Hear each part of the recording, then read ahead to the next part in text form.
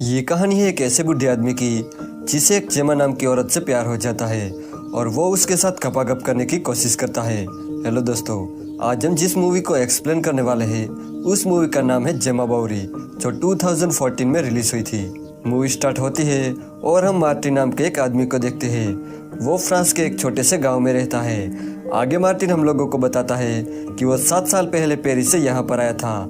यहाँ पर उसके डैड की एक बेकरी थी और तब से वो अपनी वाइफ के साथ इस बेकरी को संभाल रहा है। आगे जब मार्टिन ब्रेड बना रहा था तो वो ब्रेड जल जाता है। उसकी वाइफ के बताने पर वो कहता है कि वो चार्ली के बारे में सोच रहा था, कहीं वो आत्महत्या ना कर ले। इस पर उसकी वाइफ बोलती है कि तुम्हें ये सब नहीं सोचना चाहिए क्योंकि चार्ली ऐसा कुछ भी नहीं करने वाला। इसके बाद मार्टिन चार्ली के घर जाता है जहाँ पर वो अपनी वाइफ जेमा का सामान जला रहा था।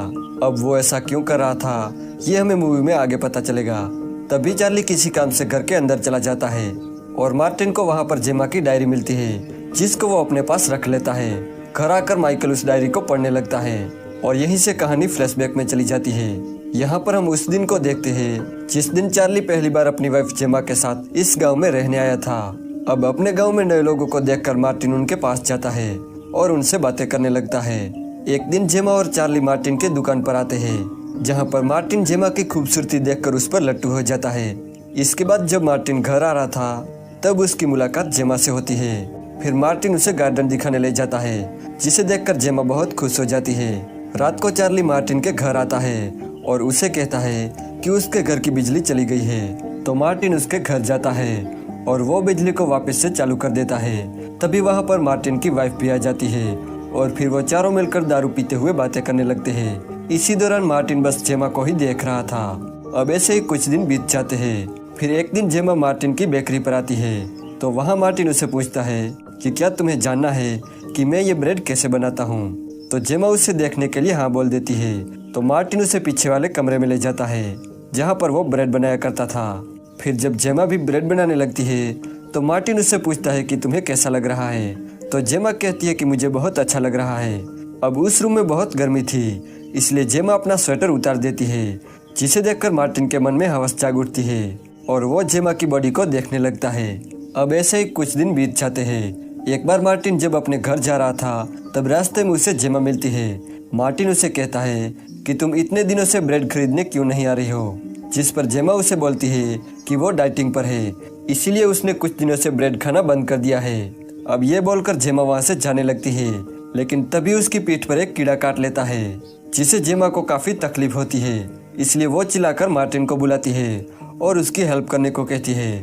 मार्टिन उसकी पीठ चेक करता है और उसे कहता है कि तुम्हें एक जहरीले कीड़े ने काट लिया है और मुझे इसका जहर चूस के बाहर निकालना होगा। तो जेमा उसे ये करने के लिए कहती है। तो मार्टिन बिना समय गवाए उस जहर को बाहर निकालने लगता है लेकिन तभी वहाँ एक लड़का आता है जिसका नाम हर्व था। वो मार्टिन से कहता है कि तुम ये क्या कर रहे हो। अब मार्टिन उसे सारी बातें समझा रहा था लेकिन तभी जेमा नीचे गिरकर बेहोश हो जाती है। ये देखकर वो दोनों उसे हॉस्पिटल में लेके जाते हैं जहाँ डॉक्टर जेमा को एक इंजेक्शन लगाता है और उसे कहता है कि अब तुम खतरे से बाहर हो। फिर जब वो दोनों घर आ रहे थे तब जेमा मार्टिन के कंधे पर सर रखकर सो जाती है। मार्टिन ये देखकर बहुत ज्यादा खुश हो जाता है। अगले दिन जब मार्टिन अपने शॉप के बाहर खड़ा था तब वो जेमा और हर्व को बातें करते देखता है। उन दोनों को देखकर मार्टिन सोचता है कि जल्द ही इन दोनों का अफेयर स्टार्ट हो जाएगा। फिर एक बार जब मार्टिन कहीं जा रहा था तभी वो रास्ते में जेमा को देखता है जो गाड़ी से कहीं जा रही थी। मार्टिन उसका पीछा करने लगता है। मार्टिन वहाँ देखता है कि जेमा हर्व के घर जा रही थी। मार्टिन उन दोनों को साथ देखकर शॉक्ड हो जाता है। मार्टिन को लगता है कि जेमा हर्व के साथ वाइन पीने गई होगी पर असल में जेमा हर्व के साथ पलंग तोड़ने गई थी। उसी रात मार्टिन जेमा के घर डिनर करने आता है।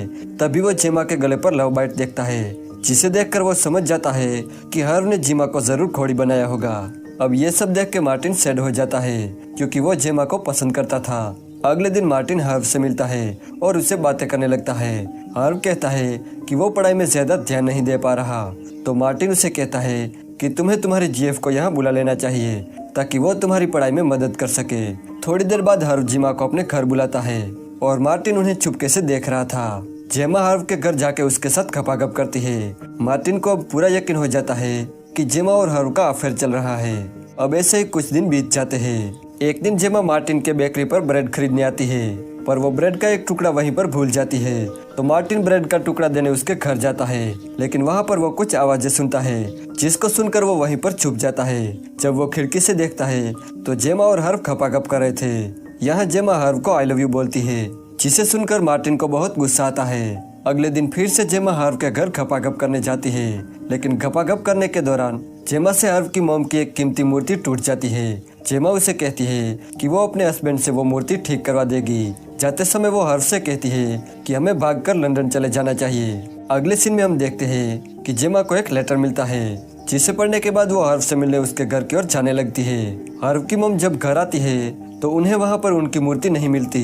हर्व उन्हें कहता है कि मूर्ति में स्क्रैच आ गए थे, इसलिए उसने पास में एक आदमी को ठीक करने के लिए दे दिया है। दूसरी तरफ जेमा को हर्व का मैसेज आता है, जिसमें लिखा था कि मैं तुम्हारे साथ लंदन नहीं आ सकता। ये जानकर जेमा को बहुत बुरा लगता है और वो रोते हुए अपने घर चली जाती है। चार्ली को अब जेमा पर शक होने लगा था, क्योंकि जेमा अब चार्ली पर ज्यादा ध्यान नहीं दे रही थी। इसीलिए चार्ली गुस्से में कुछ दिनों के लिए लंदन चला जाता है। इसके कुछ दिनों बाद जेमा से मिलने उसका एक्स बॉयफ्रेंड आता है, जिसका नाम पैट्रिक था। और अगले ही सीन में मार्टिन उन दोनों को सड़क पे किस करता देखता है, जिसको देखकर मार्टिन समझ जाता है कि जेमा एक रंडीबाज है। अब अगले दिन पैट्रिक फिर से जेमा के घर आता है, और जब वो दोनों बातें कर रहे थे तभी चार्ली भी अपने घर वापस आ जाता है। चार्ली जब अपने घर के अंदर जाता है तो वो भागकर बाहर आता है और मार्टिन से हेल्प मांगने जाता है। मार्टिन जब चार्ली के घर में आता है तो वो जेमा को मरा हुआ देखता है, जिसे देखकर वो शॉक्ड हो जाता है। इसके बाद वहाँ पुलिस आती है और जेमा की बॉडी को पोस्टमार्टम के लिए ले जाती है। फिर उसी रात जब पोस्टमार्टम की रिपोर्ट आती है तो मार्टिन को पता चलता है कि जेमा की मौत गले में ब्रेड फंसने की वजह से हुई है। फिर ये बात अगले दिन मार्टिन चार्ली को बताता है, जिस पर चार्ली उसे बोलता है कि जेमा की मौत उसकी वजह से हुई है, क्योंकि जब वो घर में गया तो उसने पैट्रिक को जेमा को घोड़ी बनाते देखा, जिसको देखकर उसे लगा कि वो जेमा के साथ जबरदस्ती कर रहा है, इसलिए वो उसके साथ लड़ने लगा। तभी पैट्रिक भी वहाँ आ जाता है और वो उन्हें बताता है कि जब जेमा ब्रेड खा रही थी तभी वो पीछे से आके उसे किस करने लगा, जिस वजह से उसके गले में ब्रेड फंस गया। और जब वो उसे निकालने की कोशिश कर रहा था तभी वहाँ पर चार्ली आ जाता है और गलतफहमी की वजह से दोनों में लड़ाई हो जाती है। अब उस लड़ाई में वो दोनों इतने बिजी हो गए कि उन्हें जेमा का ख्याल ही नहीं आया और जेमा की दम घुटने की वजह से मौत हो गई। अब यहाँ से फ्लैशबैक खत्म हो जाता है और फिर हम यहाँ पे मार्टिन के बेटे को देखते हैं, जो मार्टिन को बताता है कि हमारे पास में एक रशियन कपल रहने के लिए आए हैं। अब ये सुन के मार्टिन तुरंत उनसे मिलने जाता है और यहीं पर यह मूवी एंड हो जाती है।